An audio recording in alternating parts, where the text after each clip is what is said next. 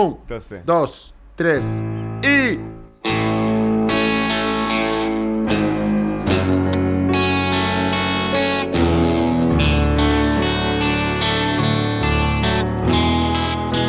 Podium Podcast presenta Música para Masas con Rainiero Guerrero y Paolo Bortolomeoli.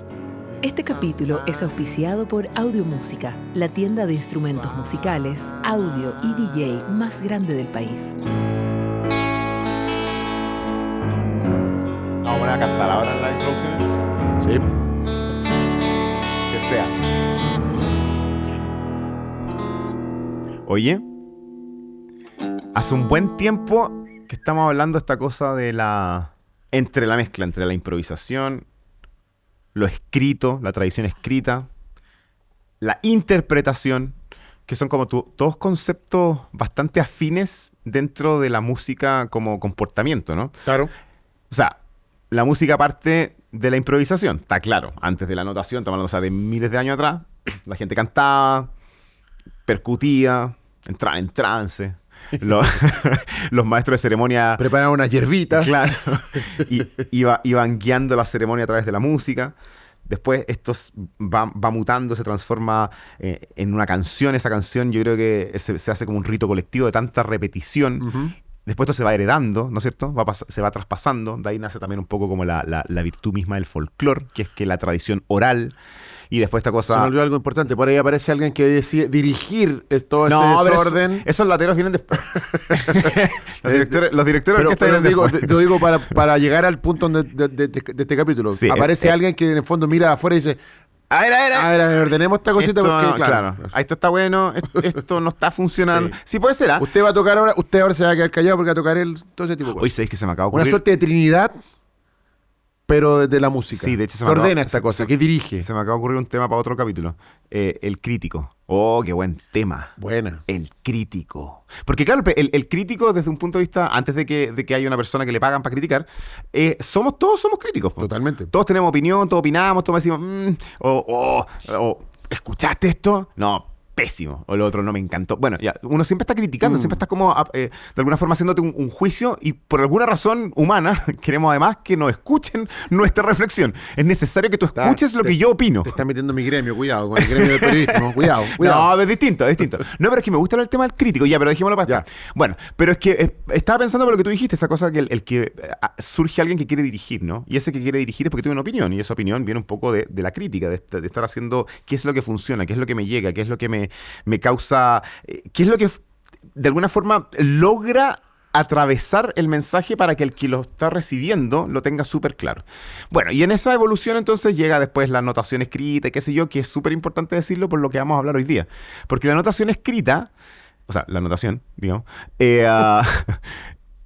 bifurca esto. Po. El hecho de que alguien dice, yo voy a dejar por escrito todo lo que yo quiero, no solamente las notas, sino que la intensidad de las notas, la duración de las notas, qué instrumentos van a tocar esto, es algo muy fantástico, pero al mismo tiempo también bastante restrictivo.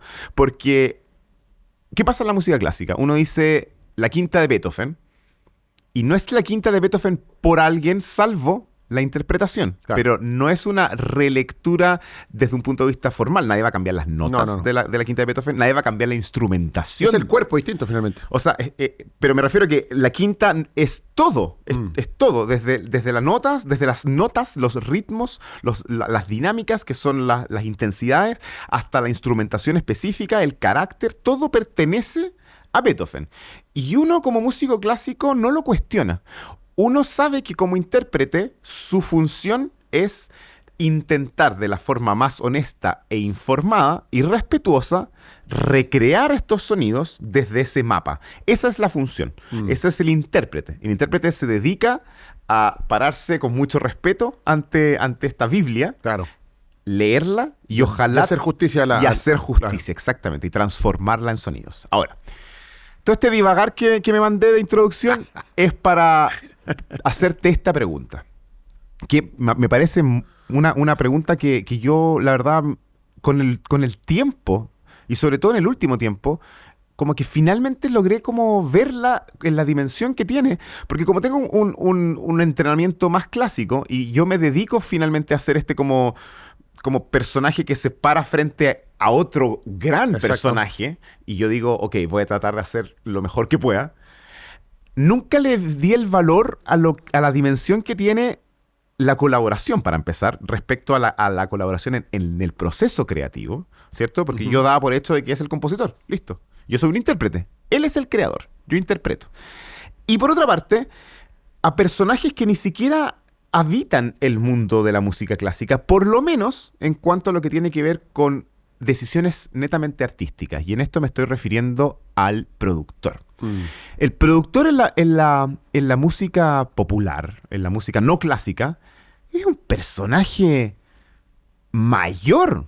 Es un tremendo personaje. Y realmente yo quiero que me expliques. Es un personaje fundamental en la música popular probablemente del siglo XX, de los años 20, 30 en adelante, siendo primero, no teniendo el nombre como productor musical, pero sí, si lo pensamos en la canción popular norteamericana que interpretó Bing Crosby, que después pasó por Dean Martin y Sinatra, estaban los compositores, canciones, estas grandes duplas de compositores, Lever Stoller, que hicieron grandes canciones. Y ellos, de alguna manera, son los primeros productores porque ellos escriben una canción para pasársela a un cantante, ¿no? Un cantante X, y esta canción está escrita para las posibilidades de ese cantante. Por tanto, ellos son un punto intermedio entre el intérprete, el que está grabando, y ellos, los que están dirigiendo, para decirle, esa tiene que ir más arriba, esa nota la quiero más acá, cuidado. Y sin querer empieza a aparecer la imagen del productor musical como una figura que acá en Chile, lamentablemente, y en la música popular, todavía no tiene la importancia que debería tener. Todavía hay muchas bandas en general, de todo tipo de banda, de todo tipo de envergadura de banda, que todavía van por las de ellos a grabar un estudio y prescinden de la voz tercera, prescinden de esa voz externa o esa visión externa que te puede decir, no, no lo hagan acá, vayan por otro lado, esto no está bien, creo que están poniendo mucho, creo que está perfecto, creo que esta canción es muy larga, podrían acortarla un poco más, o creo que es muy corta si tiene un espacio, etcétera. Todo lo que tiene que ver con esa visión.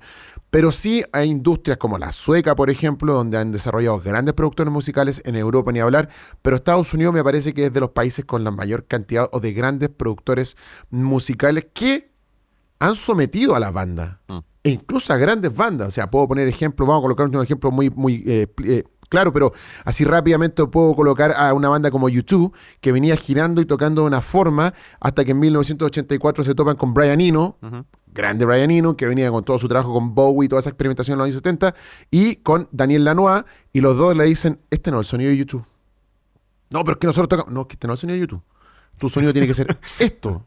Ustedes tienen que cantar de esta manera, la guitarra tiene que sonar de esta manera, el bajo tiene que sonar de esta manera, y la batería, finalmente vamos a crear toda una atmósfera. Y YouTube deja de ser una banda más... Quiere una banda como más post-punk, un poquito de rock, ¿no?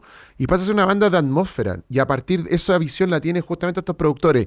Y Unforgettable Fire, que es ese disco del 84, y después el Joshua Tree, son esos discos de los años 80 que le dan la forma a YouTube. Uno entiende el sonido de YouTube a partir de esos discos, no del Word, que son parte de su historia, etcétera, que los vamos a escuchar, pero ahí está el sonido, ahí está el ADN, ahí desarrollan una sonoridad propia a partir de un productor musical.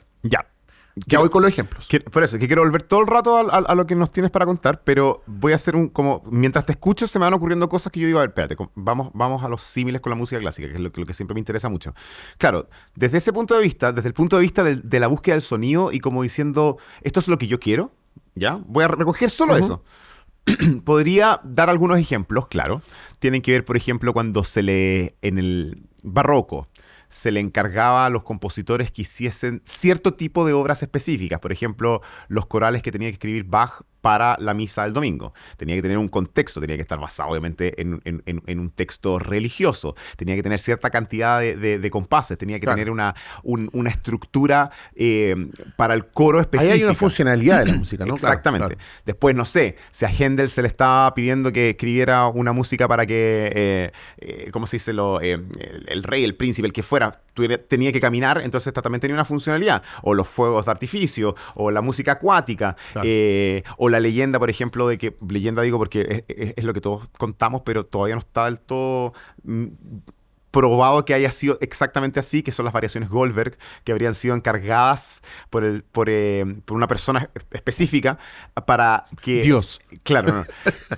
Fue encargada por Dios. Para que él se quedara dormido. Entonces, estas variaciones Goldberg que están pensadas para esa funcionalidad. Bueno, ahí yo podría decir, hay como una intencionalidad de que esto es lo que necesitamos, así que este es el sonido que necesito, por favor, fabríquenlo. Después, por supuesto, que la música clásica tiene estos grandes revolucionarios que empiezan a decir, oye, no, ¿sabéis qué?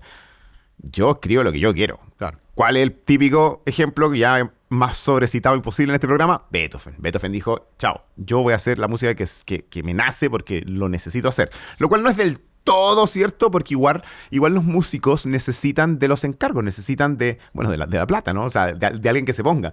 Y evidentemente, desde ahí también van surgiendo algunas limitantes, que son limitantes que finalmente también abren espacio a otros recursos creativos. Y el último ejemplo que te voy a dar, para volver al pase con la historia contemporánea del productor, yo te diría que efectivamente sí hay, por ejemplo, grandes empresarios en la música clásica que son fundamentales, pero tan fundamentales que si no hubiese sido por ellos, hay obras que no habrían existido. El ejemplo que quiero dar ahora es uno muy emblemático del siglo XX, que es de un empresario que se llama Sergei Diaghilev.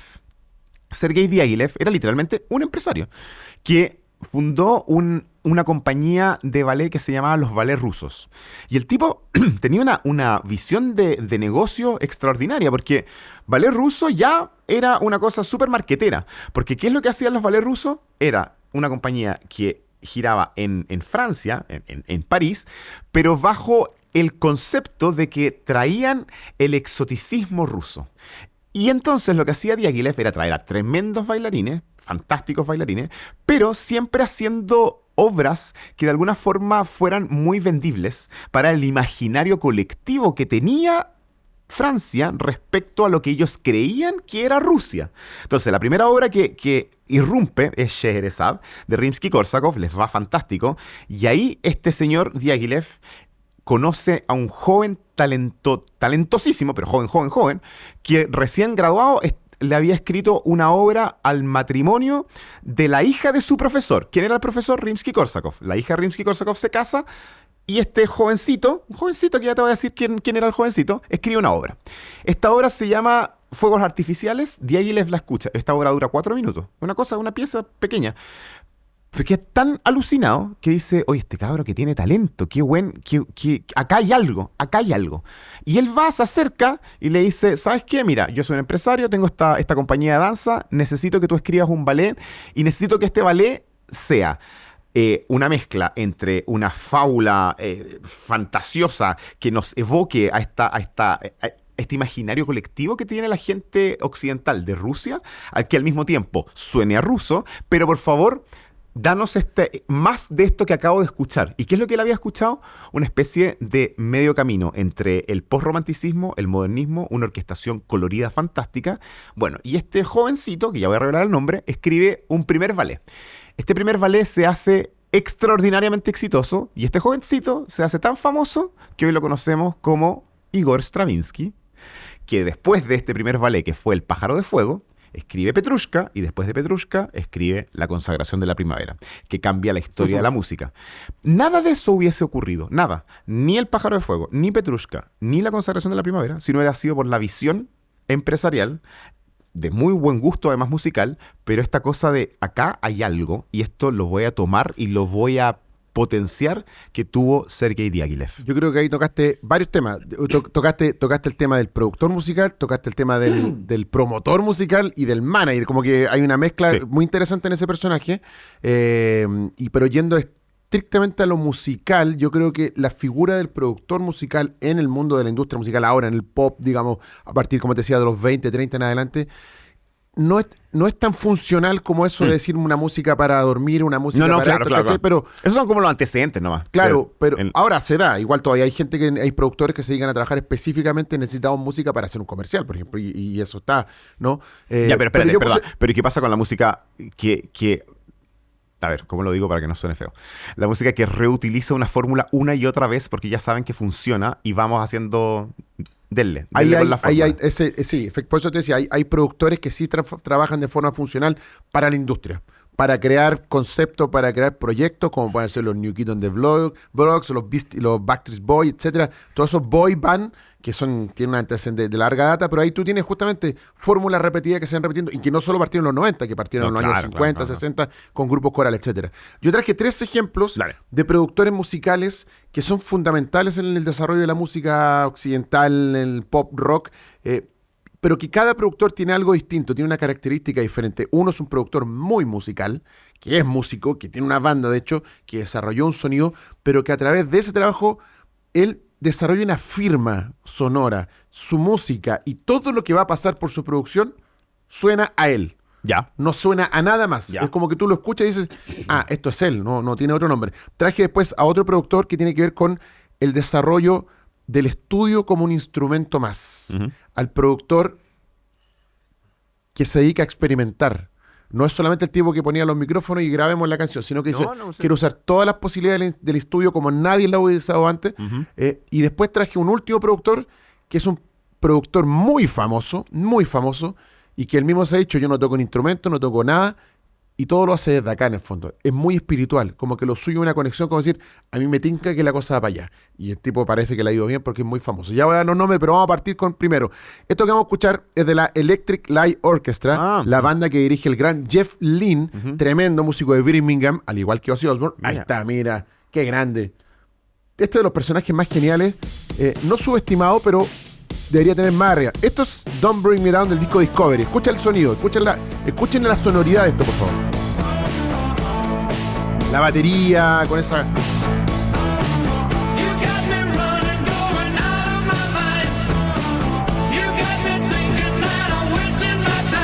Ya, esto es un temazo, lo hemos escuchado. Y esto es del 78, del disco Discovery. La música de la Electric Light Orchestra suena así. Tú escuchas otra canción y tiene esa sonoridad de la caja grande, de guitarras dobladas, de 12 cuerdas, bueno, los violines. La idea preconcebida de la música del rock sinfónico, que es cercano al progresivo, mucha gente la asociaba a esto, ¿no? Rock con violines.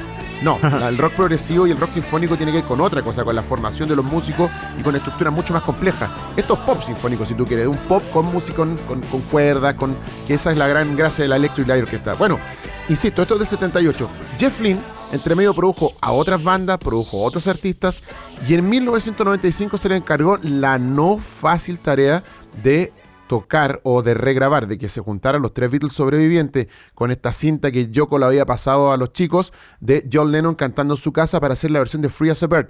Y contra todos los pronósticos, que todos pensaron que George Martin sería el productor de esta canción, los chicos dijeron no, que la haga Jeff Lynne. Y fíjate y escuchen el sonido de esta grabación del 95. Mira la batería. Esto es el sonido Jeff Lynne. Una caja grande, guitarras acústicas sonando de fondo, violines. Y la voz, que en ese minuto se pudo como arreglar con estos efectos. Mira, esto ya es notable.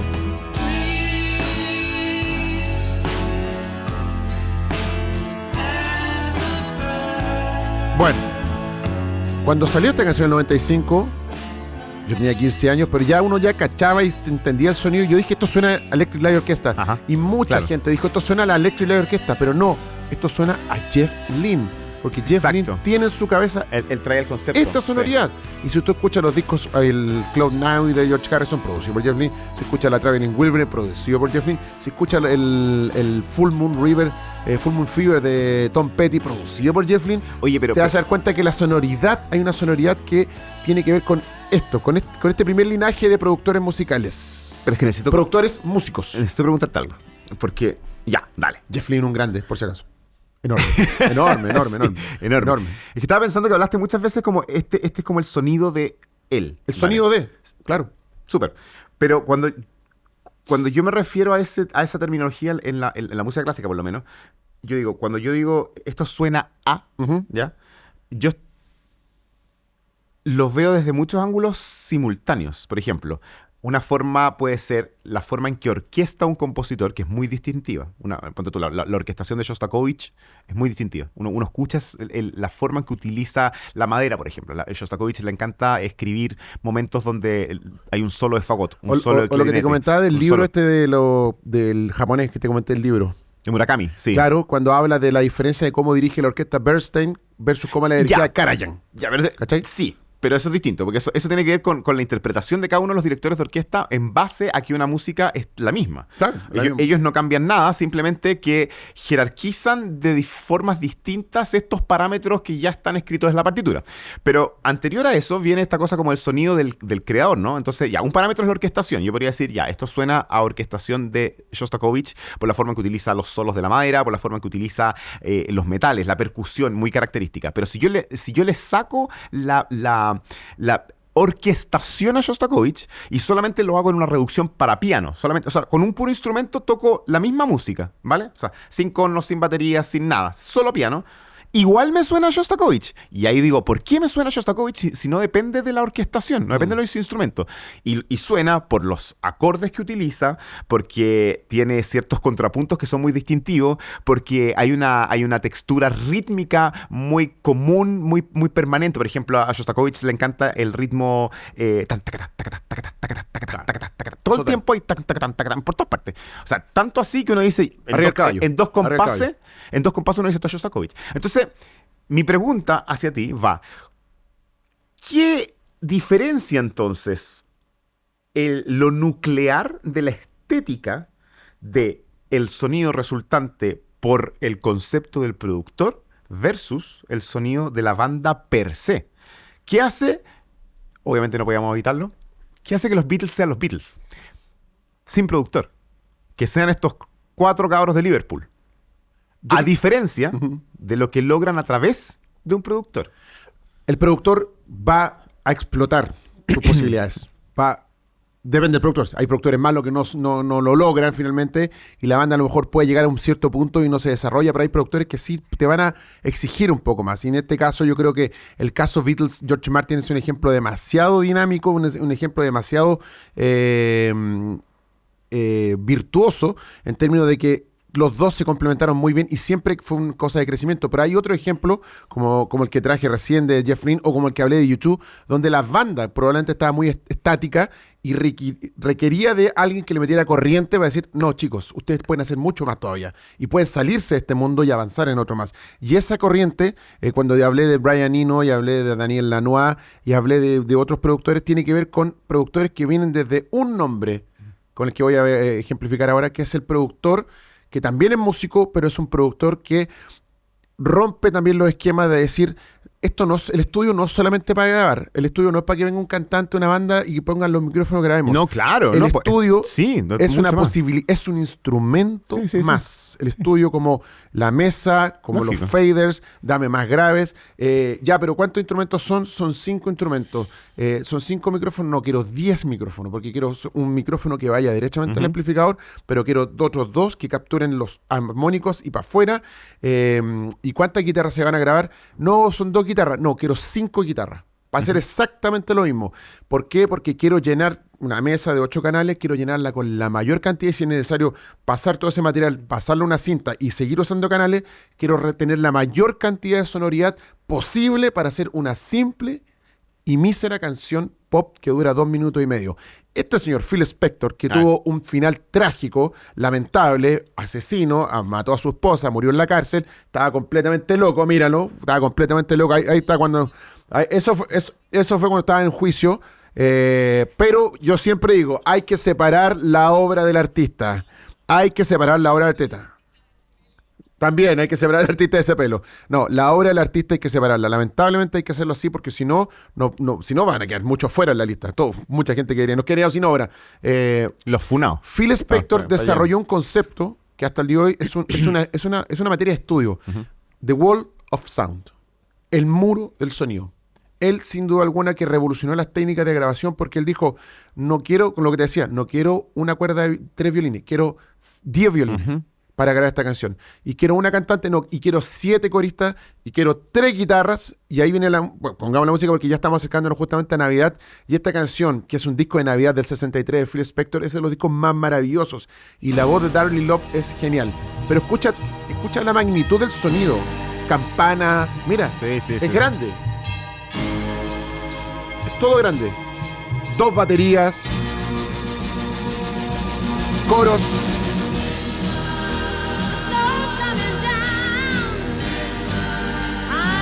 Esto es genial, esto es maravilloso. Maravilloso.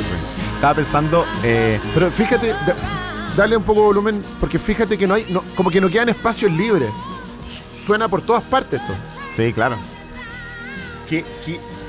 Bueno, qué tema el tema de la grabación, ¿no? Porque nos hemos centrado todo el tiempo en que todo esto tiene que ver con grabar grabar. Esto en el proceso de grabación, claro. Y estaba pensando, por ejemplo, qué importante fue la relación que tuvo Herbert von Karajan con la Deutsche Grammophon. Claro. Que él fue un protagonista, pero vital en el desarrollo de la grabación de la música clásica, que también fue vital para cómo esto abrió un camino enorme para la música popular también. En el sentido de que tú sabes esta anécdota que los CDs duran 74 minutos porque es la duración de la novena de Beethoven. Había escuchado esa, sí. Bueno, pero el tema con Karajan es que Karajan fue un súper como visionario y precursor de ser un director de orquesta muy, muy exitoso, muy famoso, muy y muy como estricto, que se podía identificar como con una especie de sonido, como decías tú en este libro muy lindo libro de Murakami. ¿Cómo se llama? ¿Diálogos de música? Sí. O solo música? Música, solo música. Sí. Música, solo música, eso. Que es con hay Seiyo un libro de un Paolo Bortolomé que me lo tiene prometido hace rato. También es bueno, se llama Rubato. No. Bueno, pero lo importante que tuvo Karajan fue que fue un director de orquesta con todo este conocimiento del sonido de la orquesta, pero que él dijo, ¿saben qué? Estamos en otra era y aquí la grabación también es súper fundamental. Y era una persona sumamente estricta de estar en la cabina, escuchando las tomas y repitiendo y también generando un sonido muy particular que se transforma finalmente como en la base de lo que hoy en día nosotros tenemos inconscientemente como expectativas de un sonido de orquesta. Lo cual a veces es un poco injusto porque obviamente que hay cosas que en el estudio se pueden lograr que en el vivo no se pueden lograr. Yo, a ver, un puro ejemplo. Hay una grabación muy emblemática de La Bohème, donde dirige La Bohème, la ópera de Puccini, donde dirige Karajan y donde canta Luciano Pavarotti, la Mirella Freni. Es una grabación medio elenco icónica, sí, pero ya es como la de referencia, ¿vale? Y resulta que siempre hay un momento que cuando yo la escucho digo, qué mentira más grande esta. Porque hay un momento donde no me acuerdo si es ella o él, pero la orquesta, abajo hay una orquestación que tiene los cornos maravillosos, siempre así, pero que los cornos tú sabes, porque sabes el color que tiene un corno cuando toca muy fuerte. Tú sabes cómo suena un corno cuando toca muy fuerte. Y suena muy fuerte en la grabación, pero no tapa a nadie, no tapa a los cantantes. Eso es mentira. Está producido. Eso no ocurre en la vida real. Está producido. Es imposible. Yo cuando estoy en el foso dirigiendo una ópera, todo lo contrario, estoy todo el rato así, no, un poquito menos, un poquito más. Así, porque no quieres tapar a las voces, porque la música clásica evidentemente nace desde la cosa real, ¿no es cierto? Desde la presencialidad. La grabación viene mucho después.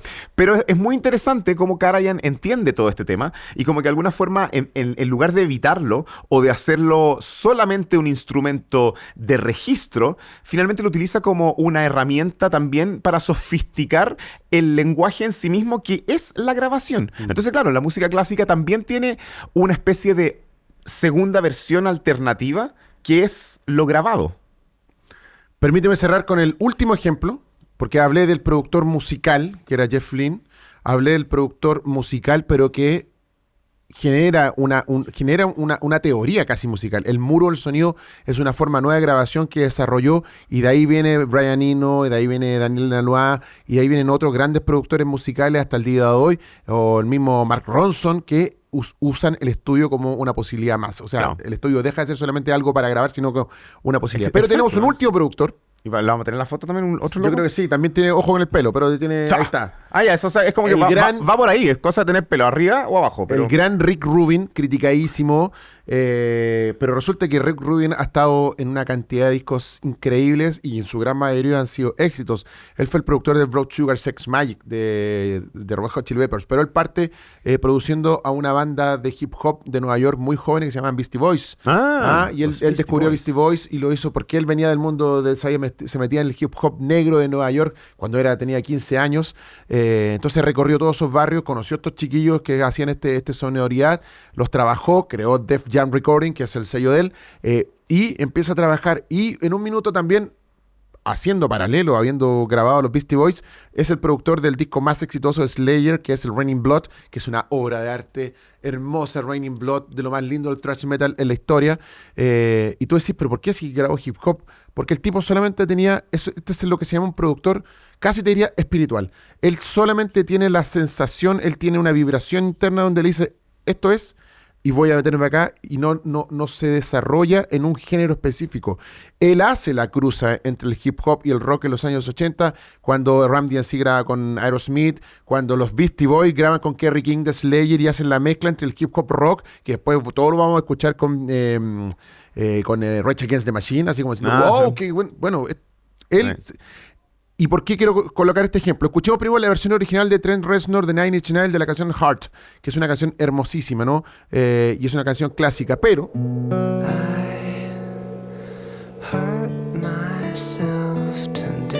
Trent Reznor, otro productor musical, músico que viene de la escuela, digamos, del linaje de Phil Spector, tipo explorativo, tipo que desarrolla, que inventa, que sigue creando, que usa el estudio para seguir buscando más cosas. De verdad que este es un genio del siglo XX, XXI, Trent Reznor, un monstruo. Y él escribió esta canción con Nine Inch Nails, una canción que no es que pasó sin pena ni gloria, pero no fue un gran éxito, pero era parte de su disco. Paul Stop. Johnny Cash, un gran artista, probablemente uno de los grandes cantantes de la gran historia de los Estados Unidos, de la historia de los perdedores, la historia de la historia B de los Estados Unidos. Partió en los años 50 de la generación de Elvis, de la generación de Carl Perkins, de toda esa gran generación.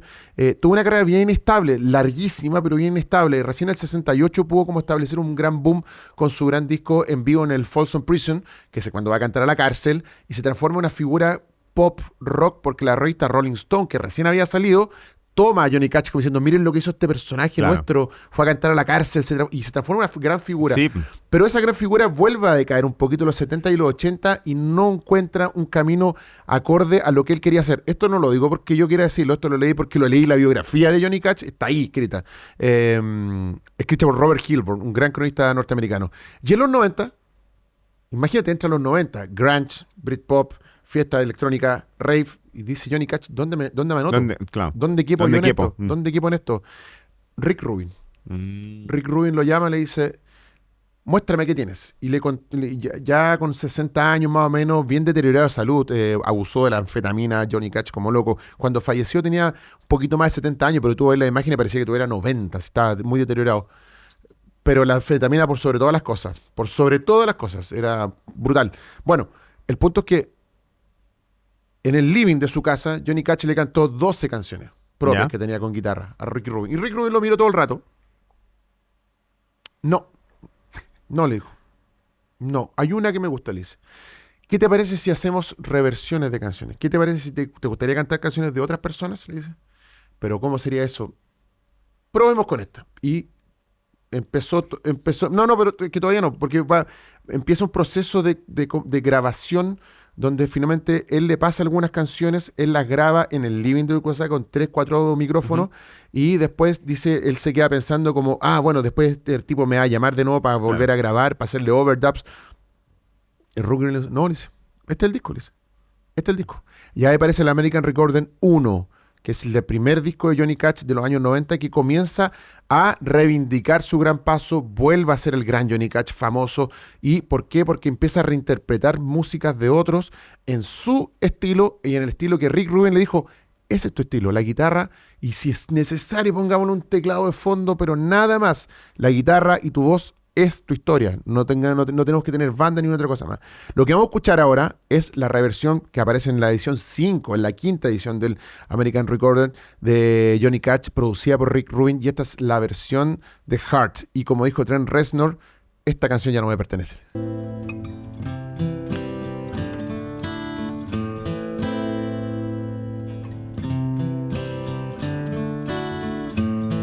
Esto es tremendo.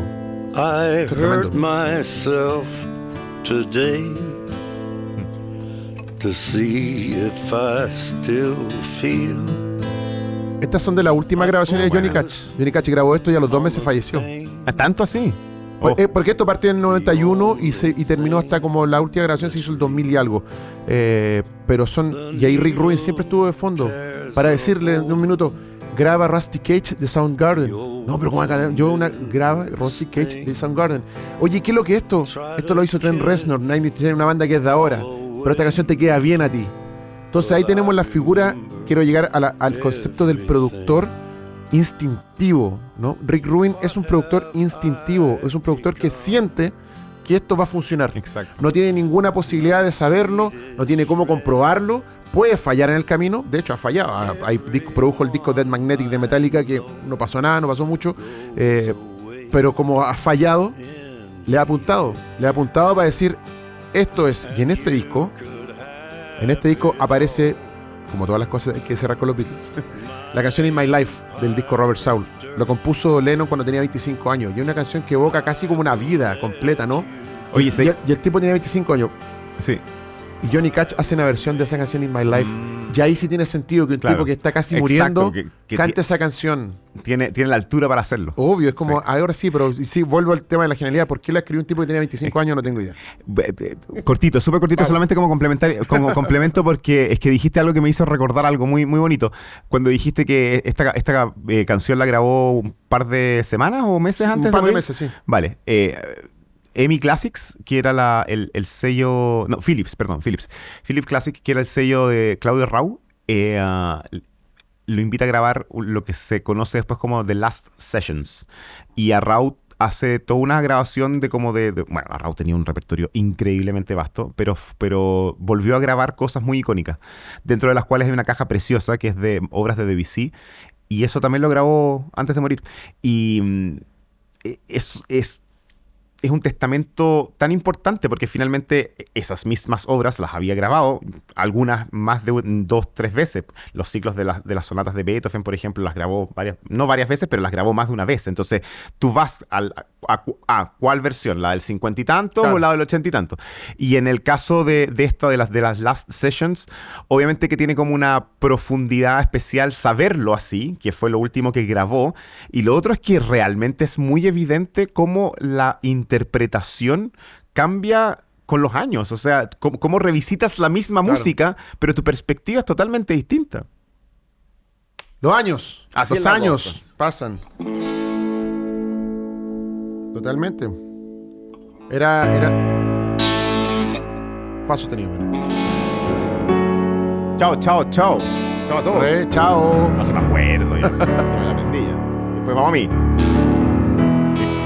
Y tú te Música pegas la para disonancia. masas. Sigan viéndonos, escuchándonos. Eso. Ahí vamos. Y otra vez.